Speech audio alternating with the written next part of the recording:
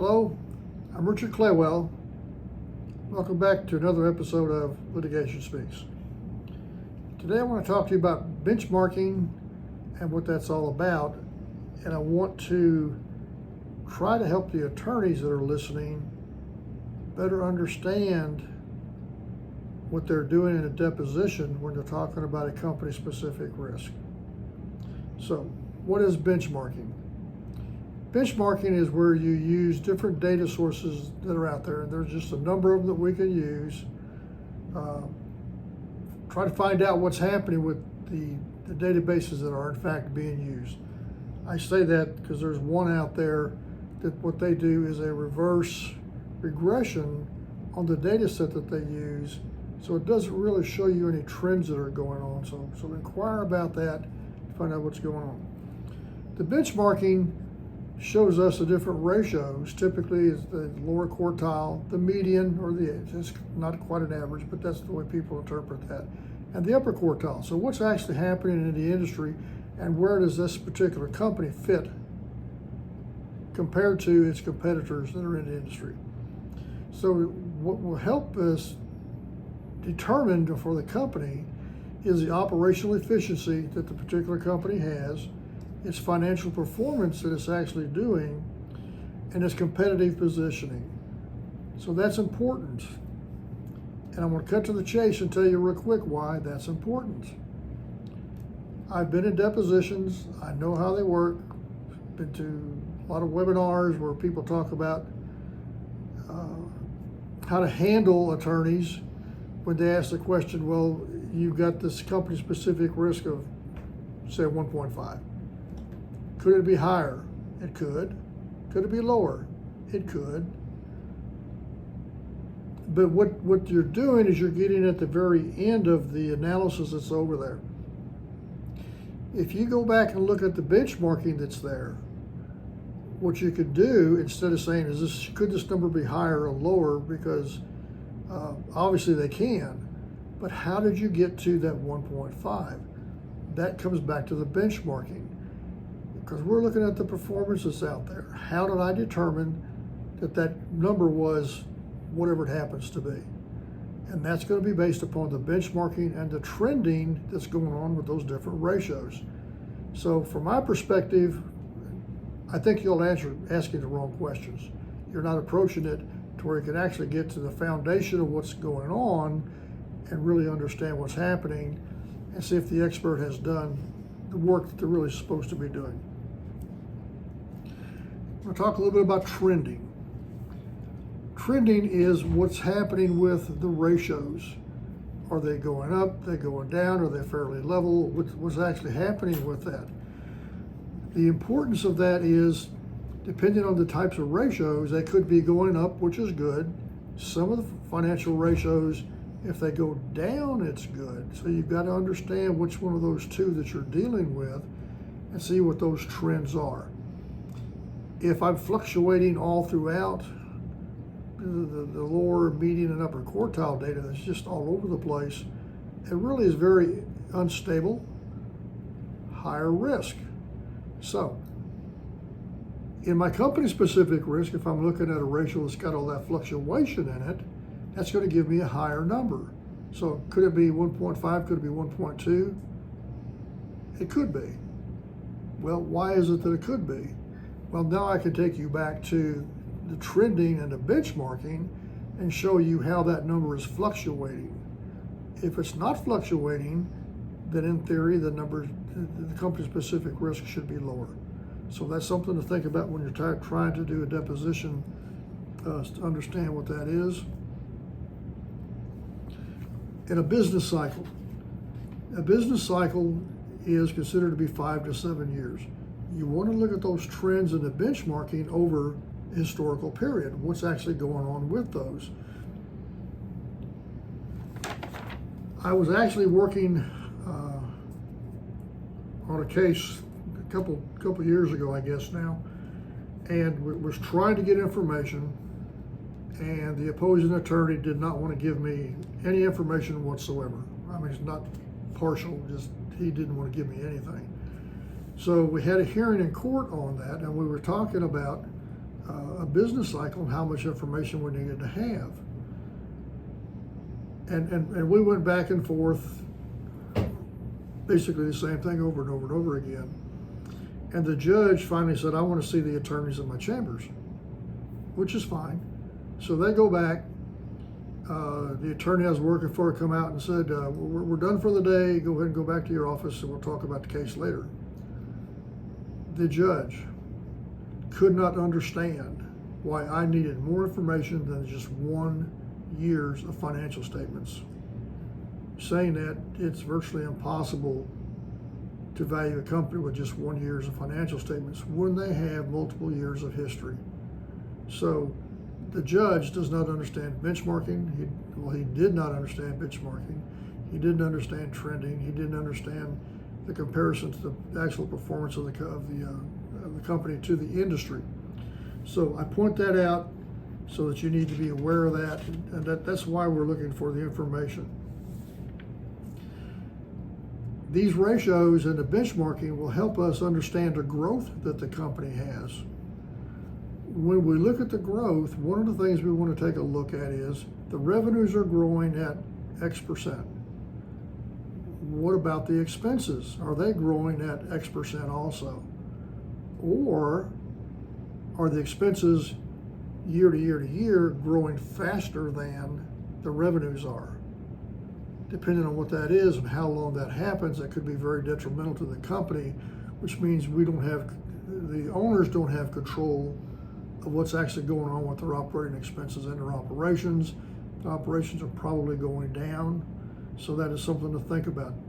Just because we got growth, in revenues, what's happening with the growth in the expenses. So we want to take a look at those types of things.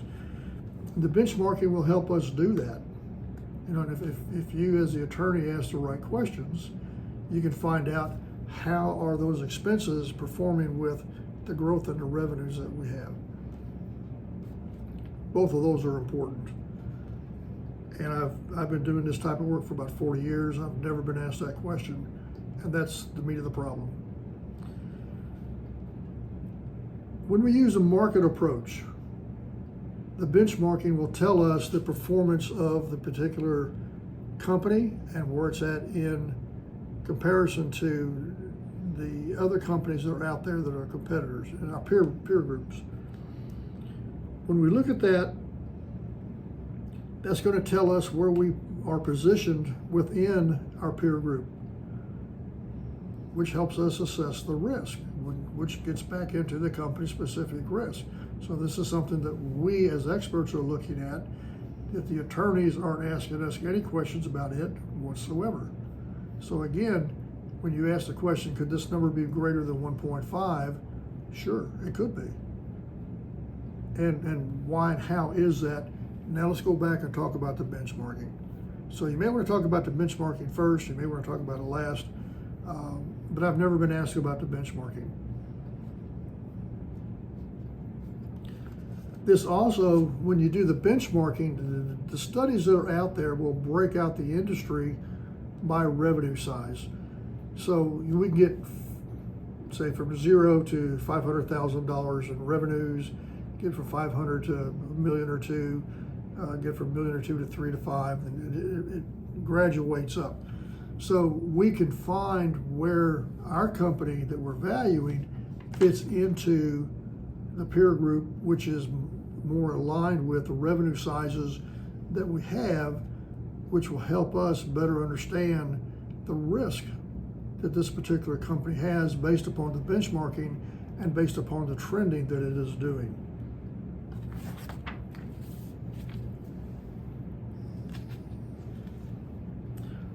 On the income approach, and we should be using the benchmarking for that, we want to look at the financial ratios. We also want to assess other items other than just the financial aspect of this to come up with a company-specific risk. But this will give us an idea of what that actual risk is going to be. It's a strong supporter of the company-specific risk. So have I done that analysis using the income approach, which would be the discounted cash flow or a capitalization of earnings or capitalization of cash flow? So we want to take a look at that also And again, that will give us a really good idea of what's going on. When we're looking at this, when you use a capitalization of earnings or cash flow, you're supposed to use that when the earnings or cash flows are in fact stabilized.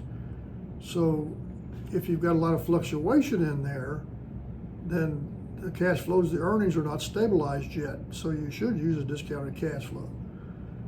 When you do the benchmarking, you can take a look at the industry. How is my company that I'm valuing compared to the industry, the peer group that's out there?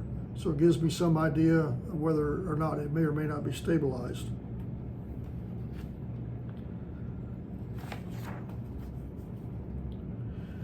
The asset approach is not as dependent upon the benchmarking as the market or the income approach is. The asset approach, what you can find out from that, is looking at obsolescence. What's happening with your inventory, or maybe even your accounts receivables. If they're stale, then they're going to get out of proportion with what's happening within the industry. It also will tell you about your working capital needs, i.e. the cash we need to have. Here's what's happening in the industry with our cash requirements. Here's what's happening with my company in the cash requirements. So this all lays the foundation of what we're coming up with for a company-specific risk. And again, the attorneys are not asking those types of questions. And I'm of the opinion it would help you with your case better if you would back up just a little bit. Instead of being at the end, why is this number 1.5? Could it be more? Back up to the foundation and see what builds that up. I think you would have a stronger case to argue. When we look at the benchmarking from the assessment of a company-specific risk, we can look at the declining ratios, the increasing ratios, and what's the impact of those either increasing or decreasing. Again, that gives me my support for the 1.5 or the 2 or whatever the number happens to be, which may throw you off a little on that.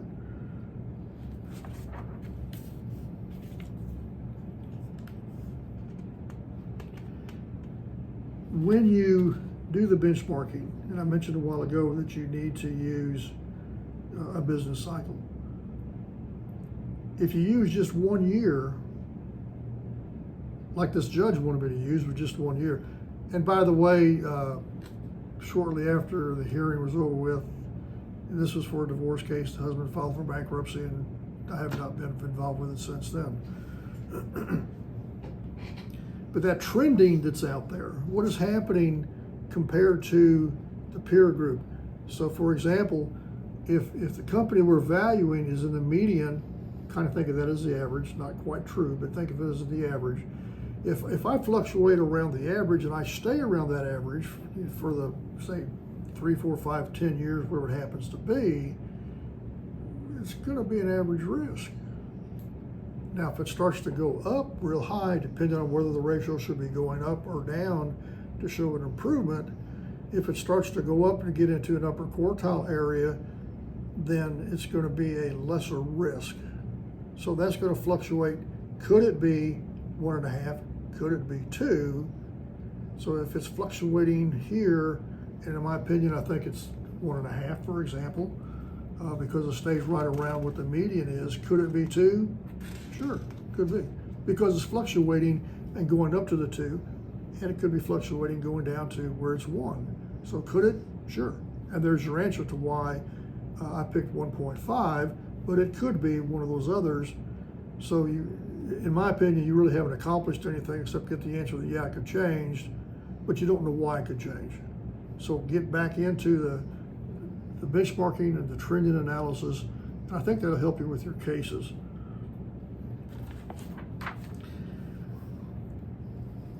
This is, to me, a very interesting topic. I think it is underused by attorneys, and I am not an attorney, but I'm the one sitting in the hot seat, and I know what you're asking for, and I know what you're not asking for. And a lot of times, I just don't think you're getting the information that you want to know. I mean, the information is there. You just need to learn how to read it and get what you're looking for. So I hope you enjoyed listening to this little section. If you have any questions or comments, please get in contact with me. Be more than glad to help you with that. If you have any feedback on this, would be more than glad to hear from you to find out what you think about the benchmarking process. And if you look on my website, you will see that we have got a little box out there that says resources. We're close to having 70 of these types of podcasts that are out there, and they're all designed towards trying to help the attorney understand what's out there in the market and what it is they need to be looking for. So, hope you enjoyed this. We'll see you next time. Thank you for being with me. Appreciate it.